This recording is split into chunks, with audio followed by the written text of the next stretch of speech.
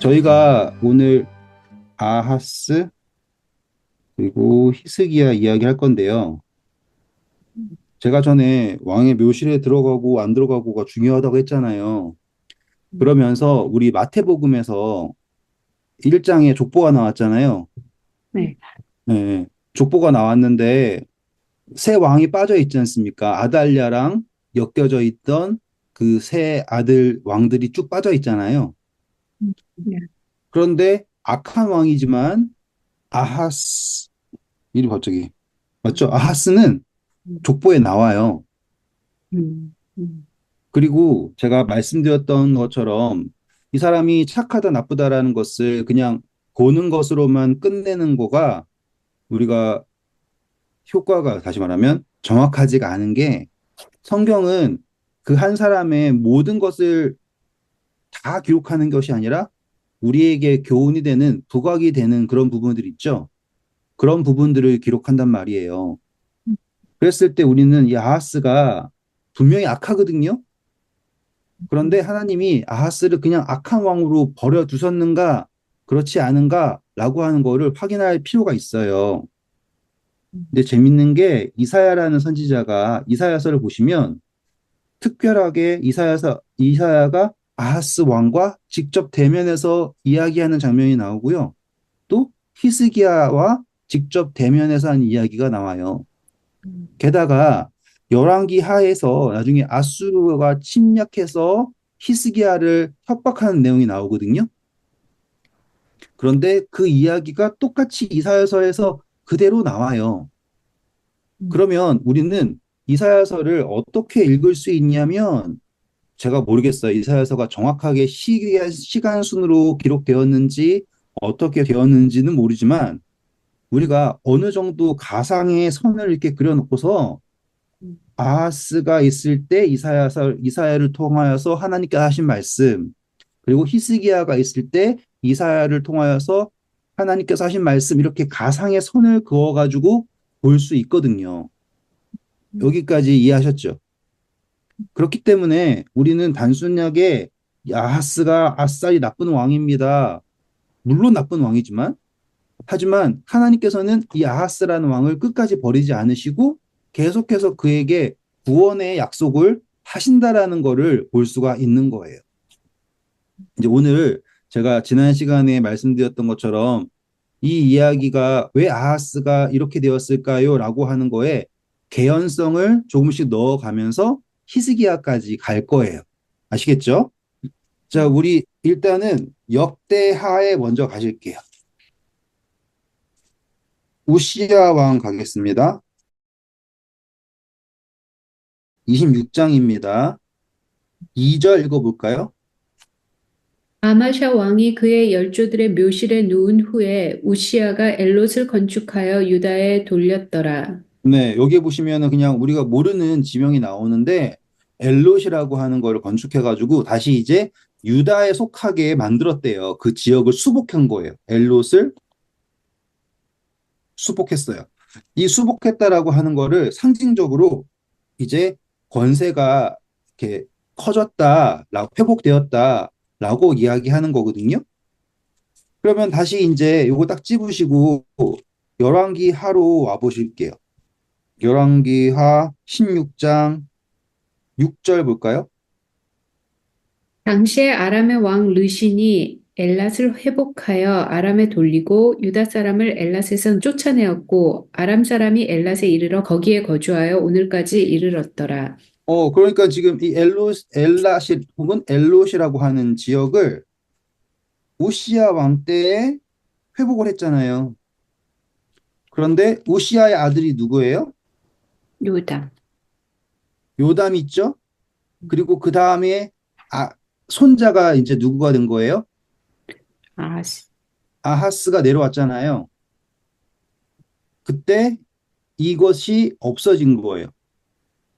됐죠? 자, 그때 우리 열왕기에서 요담이 그러니까 마지막에 누가 쳐들어왔다고 나왔어요? 아, 15장 30절. 죄송합니다. 15장 37절. 그때 여호와께서 비로소 아람 왕 르신과 르말리아의 아들 베가를 보내어 유다를 치게 하셨더라. 네, 그래서 지금 아람이 유다를 공격할 때가 이 유다 왕 요담의 마지막 된 거예요. 그래서 지금 아하스가 요담을 이어서 왕이 되었잖아요. 그때 이 아하스는 위기감을 느끼고 있는 거예요. 근데 그 위기감에서 우리가 하나님을 찾아야 되는데 아하스는 어떻게 했냐면 하나님과의 연결고리를 못 찾고 주변 나라에서 어떻게 하는가라고 하는 것에 빠진 거예요. 음. 보니까 지금 이스라엘의 왕들은 벌써 아람하고 전쟁하고 아수르하고 전쟁하고 정신이 없죠. 15장 29절 보면은 누가 전쟁에서 하고 있어요, 지금? 아수르가 와가지고 공격하고 있잖아요. 그쵸? 네. 그래가지고 이제 막 망해가고 있는 찰나란 말이에요. 그러면은 그 공격당하고 있을 때 이스라엘은 아수르한테 공격당하고 있고 유다는 아람한테 공격당하고 있고 이런 상황에서 아하스는 어떻게 했냐면 하나님과의 연결고리가 자기한테 없다라고 생각하니까 주변 나라들이 하는 것을 더 열심히 하는 걸 택한 거예요. 그래서 16장 3절 볼까요? 이스라엘의 여러 왕의 길로 행하며 또 여호와께서 이스라엘 자손 앞에서 쫓아내신 이방 사람의 가증한 일을 따라 자기 아들을 불 가운데로 지나가게 하며 네, 지금 이 위기감에 아하스는 세상의 방법을 더 열심히 쫓아가는 거예요. 지금 아하스의 위에 있는 왕들은 이렇게 안 했잖아요. 우시아도 그렇게 하지 않았고 요담도 그렇게 하지 않았고 그쵸? 음. 그런데 아하스는 이것도 영향이 있는 거예요. 할아버지는 문둥병에 걸려 있고 아버지는 열심히 한다고 하는데 결국에는 전쟁 당해가지고 패하고 있고 이런 속에서 아하스의 입장에서는 확신이 없었나 봐요. 다시 말씀드리지만 이건 묵상이에요. 그러면 이 하나님께서는 이 아하스가 하나님이 아닌 다른 신들을, 이방 신들을 따르는 것을 하나님이 원하지 않으시겠죠? 네. 그렇죠? 그랬을 때 역대하 오셔서 28장 1절부터 읽어볼까요? 아하스가 왕위에 오를 때 나이가 20세라. 예루살렘에서 16년 동안 다스렸으나 그의 조상 다윗과 같이 아니하여 여호와 보시기에 정직하게 행하지 아니하고 이스라엘 왕들의 길로 행하여 바알들의 우상을 부어 만들고 또 흰놈의 아들 골짜기에서 분향하고 여호와께서 이스라엘 자손 앞에서 쫓아내신 이방 사람들의 가증한 일을 본받아 그의 자녀들을 불사르고 또 산당과 작은 산 위와 모든 푸른 나무 아래에서 제사를 드리며 분향하니라.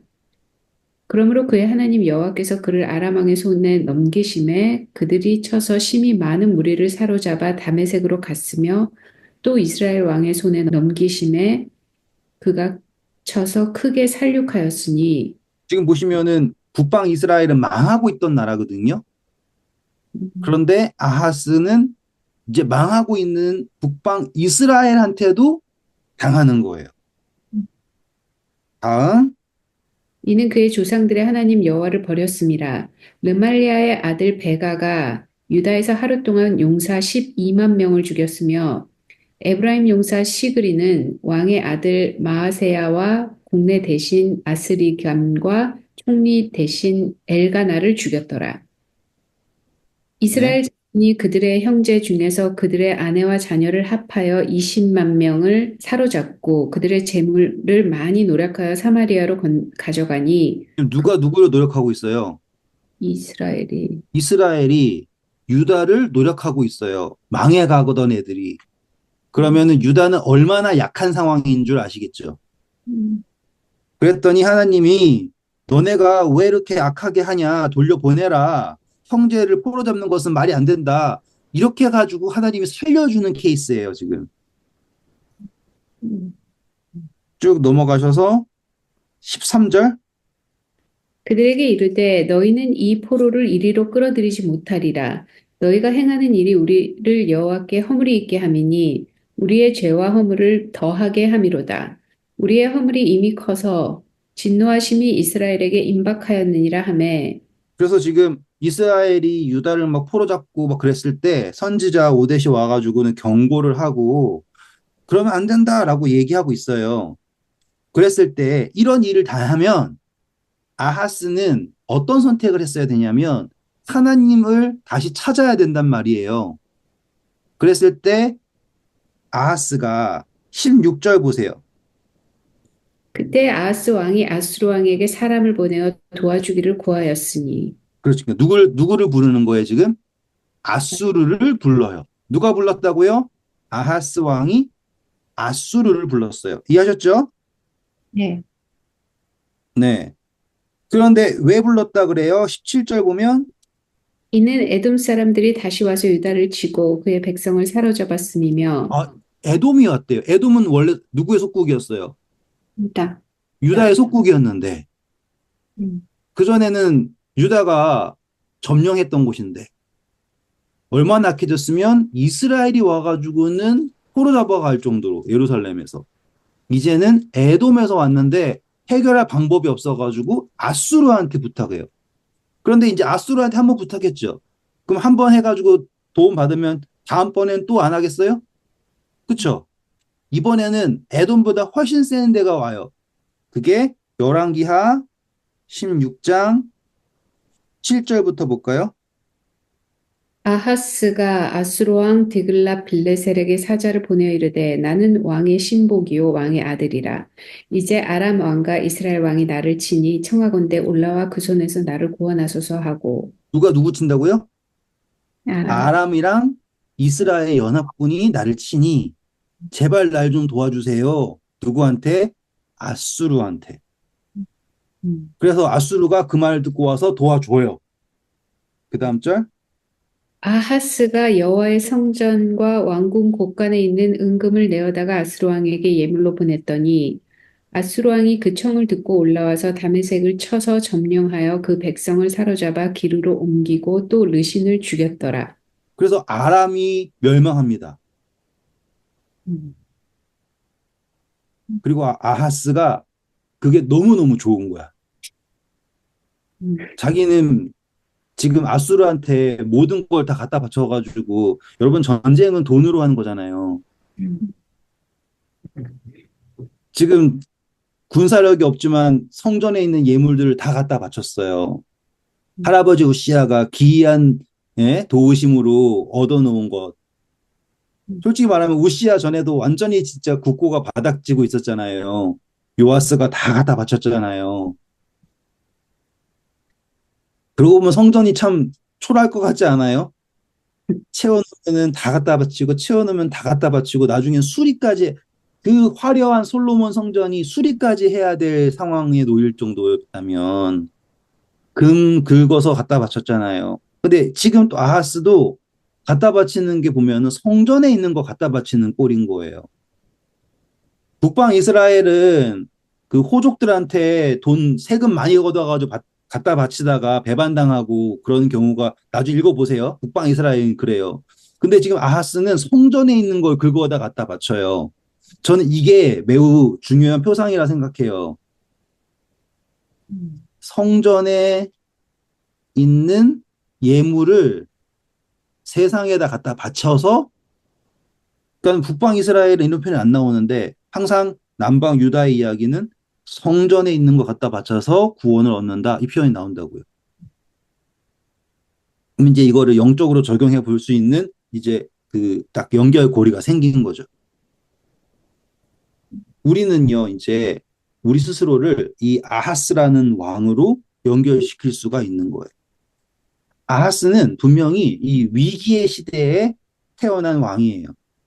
그런데 그 위기의 시대에 태어난 왕이지만 그가 느끼는 위기는 사실상 자기가 느껴야 될 위기는 아니었어요. 원래는 북방 이스라엘이 당하고 있는 위기였거든요. 그런데 그 위기를 자기의 위기라고 생각을 하고 하나님께 붙들지 않고 세상의 방식으로 더 몰입을 한 상태인 거야. 하나님을 놓고 세상의 방식으로 몰입을 하니까 세상에게 당연히 질 수밖에 없죠. 우시야 왕 때 에돔까지 굴복시키고 그 아버지 요담 때도 예? 다 받고 그랬잖아요. 맞죠? 우리 요담이 에돔을 정복했다라는 나오잖아요. 어디 있었어요? 지난 시간 읽었잖아요. 역대상에, 역대하에. 네. 그래가지고 1만 달란트였어요. 왜? 얼마였지? 갑자기 궁금해서요, 그냥. 요담이 강해져가지고 은 100달란트를 받고 막 그러잖아요. 암몬 자손한테. 27장입니다. 27장 몇 절이야? 5절에. 그러면은 그만큼 받고 승리하고 있는 모습을 봤다면 아하스는 다르게 표현했어야 되는데 그가 지금 북방 이스라엘이 위기를 당하는 걸 봤을 때 자기도 위기라고 느끼고 하나님을 의지하는 게 아니라 북방 이스라엘 사람들이 열심히 하는 거를 따라서 한 거예요. 그랬더니 더 강해져요, 약해져요? 더 약해져요. 그러면은 그만해야 되는데 더 열심히 하는 거야. 신기하게 오늘 우리 그리스도인들이 똑같이 하고 있는 거예요. 저는 뭐 그 신학교에서 배운 것 중에서 교회를 마치 회사처럼 운영해야 된다라고 배웠어요. 그래가지고 근데 생각해 보면은 우리 막 교회 가시면 직원 회의하고 사업 계획표 짜고 회계연도 맞춰야 되고 이런 것들 보시면 이게 교회인지 회사인지 모를 정도잖아요. 근데 화폐로 가보세요. 그러면 거기는 정말로 기업처럼 굴어요. 그러니까 지금 세상의 방식으로 맞추려고 하잖아요. 그러니까 세상의 방식에서 흠이 없으려고 노력을 하고 어쩌면은 더 열심히 하려고 그러고 그러다 보니까 교단인데 사업체를 가지고 있고 그 사업체에서 나온 수익으로 교단을 굴리려고 하고 이런 식으로 세상에서 지혜로우려고 하는 행동을 하잖아요. 그렇죠? 저는 그게 모르겠습니다. 제가 아직 현실을 몰라서 그런지는 모르겠지만 많이 슬픈 것 같아요. 그리고 그런 사람들이 교회를 섬기면 당연히 돈 많은 사람들을 섬기려고 그러고 있죠. 지금 제 논리를 이해하시죠? 저는요, 이 아하스가 그냥 악한 왕 정도가 아니라 정확하게 우리가 가지고 있는 신앙을 그러니까 표상하고 있는 거라고 생각을 해요. 최고 좋은 신앙인 예루살렘이 자기 옆에 있는데 세상의 그 안녕을 위해서 성전에 있는 거를 끄집어내다가 갖다 바치고 거기서 온 구원을 자기가 쟁취한 구원이라고 생각하는 응. 우리 그때 그랬다면서요. 코로나 때 11금 안 줄어서 좋다고 했다며. 그게 교회의 현실인 거예요. 그게 아하스라고요. 그러니까는 위기의 때마다 계속 아수를 찾는 거야. 작은 때도 아수를 찾고. 그러니까는 그전에는 한참 밑에 있어야 될 북방 이스라엘한테도 뜯기는 판국에 이제 에돔한테도 뜯기고 나중에는 예? 아람이랑 이스라엘이랑 연합해가지고 쳐들어오니까는 이제는 더 아수르한테 모든 걸 다 갖다 바치고 나는 너의 아들이다. 이 이야기를 하고 있는 거예요. 하나님이 얼마나 슬프겠어요. 그렇죠? 오늘날 우리도 똑같은 모습이라는 걸 느끼실 수 있겠죠? 자, 그 이야기를 그대로 가지고 이사야서 한번 가볼게요. 이사야서 6장 1절 읽어볼까요? 우시야 왕이 죽던 해에 내가 본즉 주께서 높이 들린 보좌에 앉으셨는데 그의 옷자락은 성전에 가득하였고 스랍들이 모시고 섰는데 각기 6 날개가 있어 그 둘로는 자기 얼굴을 가리었고 그 둘로는 자기의 발을 가리었고 그 둘로는 날며 서로 불러 이르되 거룩하다 거룩하다 거룩하다 만군의 여호와여 그의 영광이 온 땅에 충만하도다 하더라. 이같이 화답하는 자의 소리로 말미암아 문지방의 터가 요동하며 성전의 연기가 충만한지라. 그때 내가 말하되 화로다 나여 망하게 되었도다. 나는 입술이 부정한 사람이요 나는 입술이 부정한 백성 중에 거하면서 만군의 여호와이신 왕을 배웠음이로다 하더라. 네, 지금 언제라고 합니까? 우시야 왕이 죽을 때예요. 그때 하나님이 이사야에게 이상을 보여주시고, 그리고 이때 하나님께서 말씀하십니다. 9절, 8절? 내가 또 주의 목소리를 들으니 주께서 이르시되 내가 누구를 보내며 누가 우리를 위하여 갈꼬 하시니 그때 내 네, 이게 우리가 이사야서에서 보는 하나님이 우리를 보내실 때 내가 여기 있나이다. 나를 보내소서 하는 그 이야기가 언제 나왔다? 우시야 왕이 죽었을 때 등장한 거예요. 문둥병자가 죽는 게 그렇게 대단한 건가? 대단한 거죠. 여기에서. 왜냐하면 이때가 우시야 왕이 죽고 그의 아들 요담 왕이라 함께 통치하긴 했지만 넘어가고 이제 누가 등장할 때가 됐냐면 악한 왕 아하스가 등장할 때가 되었고 북방 이스라엘은 이제 베가라 뭐야 이름 갑자기 까먹었는데 아무튼 악한 왕이 등장해가지고 몰락해 갈 상황이란 말이에요. 그때 성경에서 가장 큰 선지서를 준 이사야를 하나님이 세우시는 거예요, 지금 이 상황이.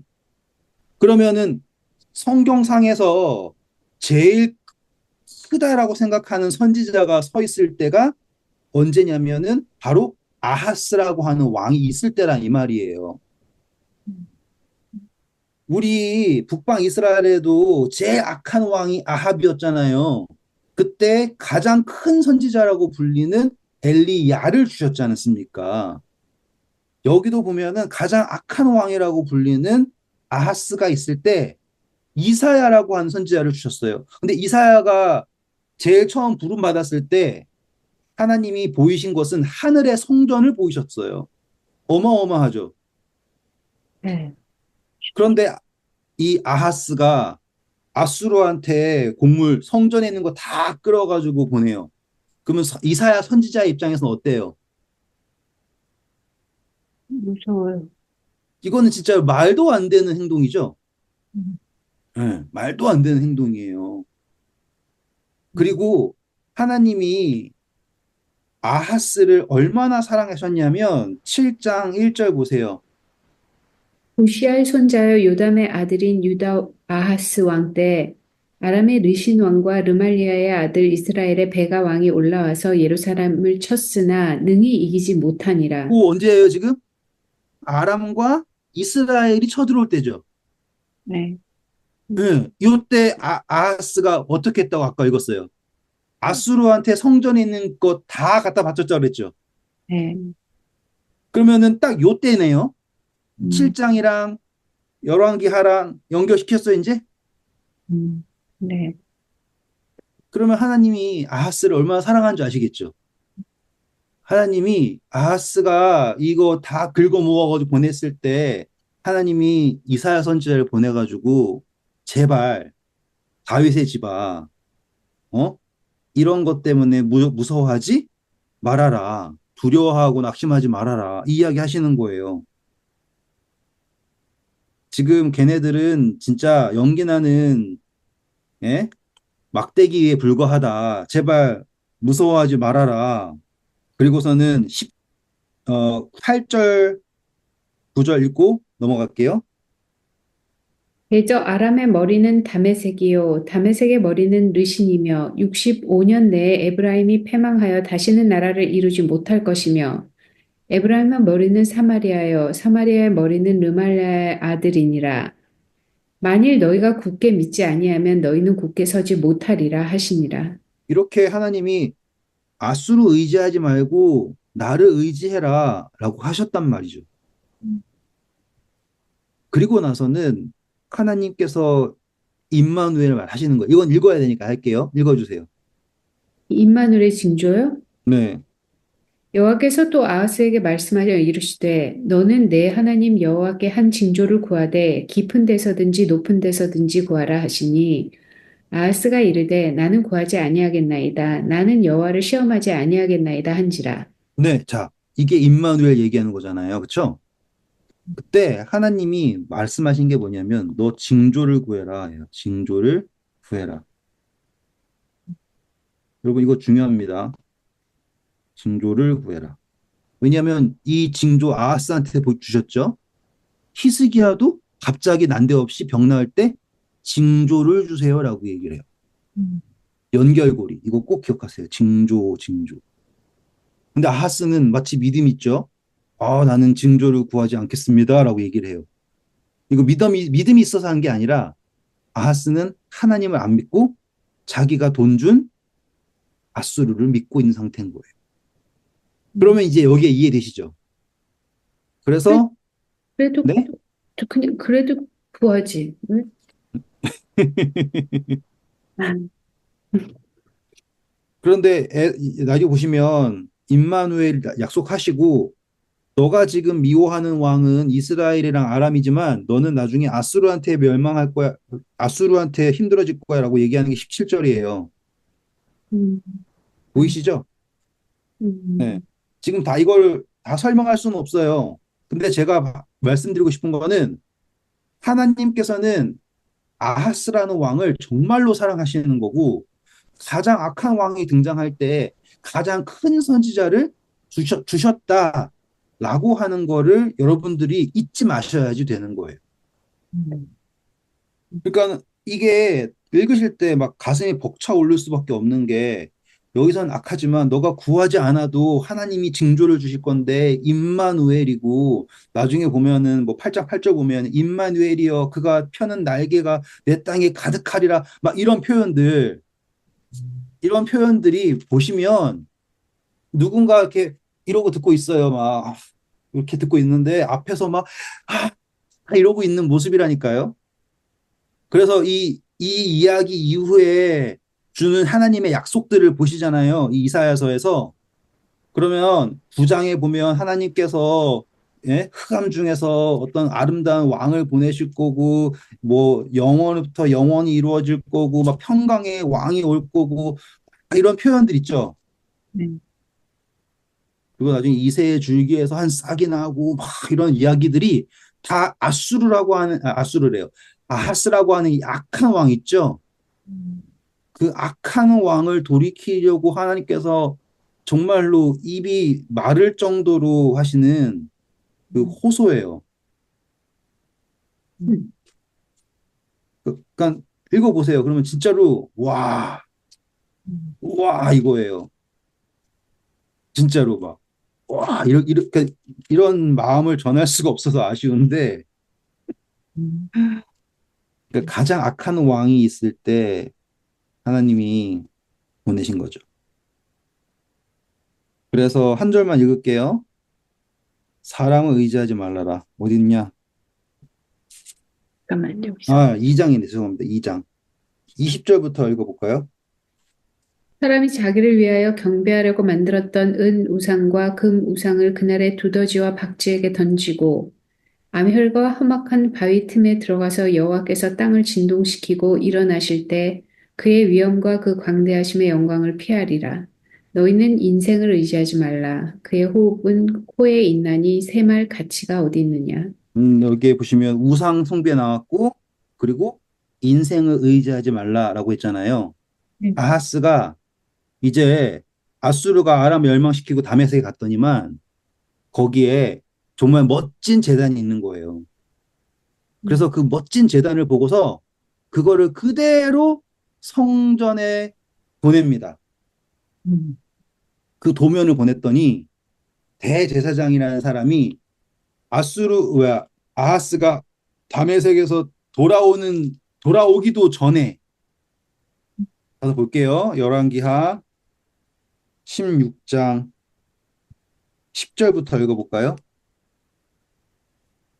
아수왕이 아수르의 왕 디글랏 빌레셀을 만나러 다메섹에 갔다가 거기 있는 제단을 보고 아수왕이 그 제단의 모든 구조와 제도의 양식을 그려 제사장 우리아에게 보냈더니 아하스왕이 다메섹에서 돌아오기 전에 제사장 우리아가 아하스왕이 다메섹에서 보낸 대로 모두 행하여 제사장 우리아가 제단을 만든지라.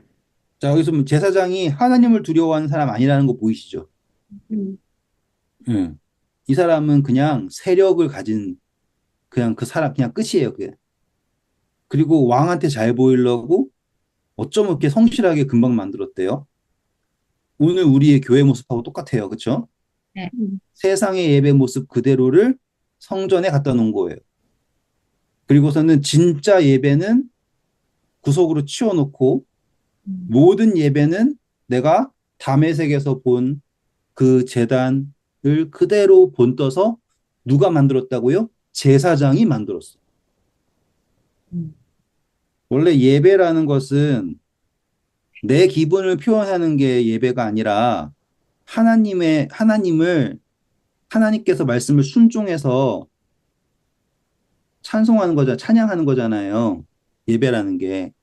그래서 순종이 제사보다 낫다라는 거잖아요. 그쵸? 그 핵심은 순종에 있어요. 그래서 그 모양 자체도 하나님께서 말하신 대로 하는 거지 않습니까?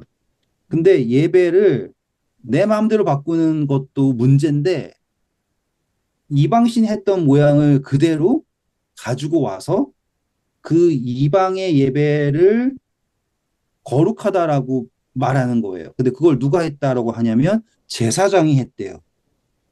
그럼 제사장이 그렇게 열정적으로 제단을 모양을 만들었다면 그 제사장은 하나님의 말씀에 대한 이해가 아예 없는 인간인 거예요.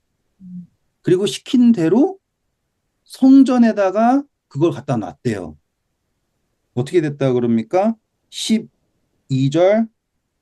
왕이 다메섹에서 돌아와 제단을 보고 제단 앞에 나아가 그 위에 제사를 드리되 자기의 번제물과 소제물을 불사르고 또 전제물을 붓고 수은제 짐승의 피를 제단에 뿌리고 또 여호와의 앞 곧 성전 앞에 있던 놋제단을 새 제단과 여호와의 성전 사이에서 옮겨다가 그 제단 북쪽에 그것을 두니라.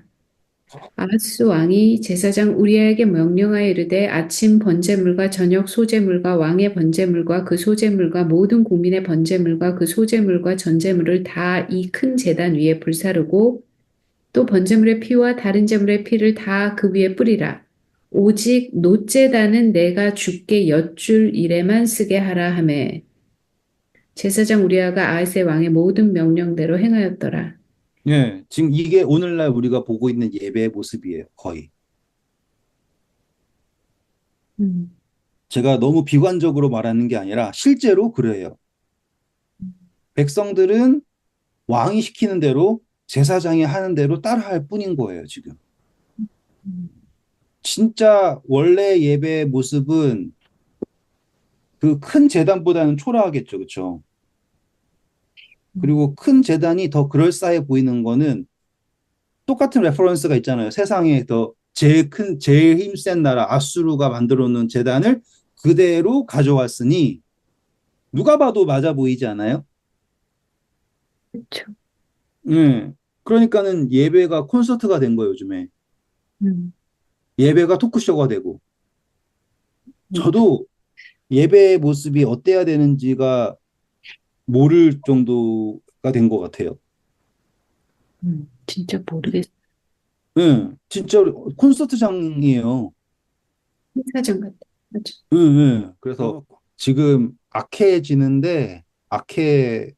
모습이 오늘의 모습과 똑같다. 이렇게 연결시키고 묵상하실 수 있으면 이제 다음 시간에 등장할 히스기야에 대한 이야기가 새롭게 보이기 시작할 거예요. 음, 왜냐? 음. 네? 말씀하세요.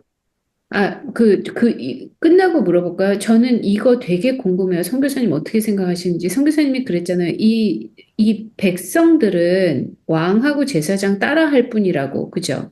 네, 네, 네. 여기서는 지금 그렇게 되는 거예요.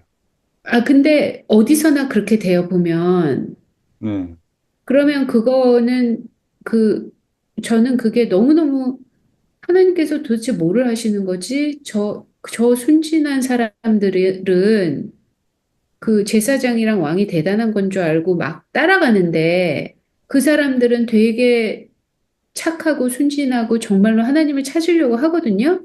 네, 네. 근데 그러면 어떻게 되는 거예요? 그래서 에스겔서에서 화 있을진지요, 뭐야, 양떼 목자도 있잖아요. 그 따라가는 그 양들은 어떡하냐고요. 그러니까, 제가 봤을 때는요, 예, 이거는 제가 판단할 수 있는 범위에 넘어섰지만, 제가 봤을 때는 하나님께서는 신령과 진정으로 예배하는 자를 찾는다고 하셨잖아요.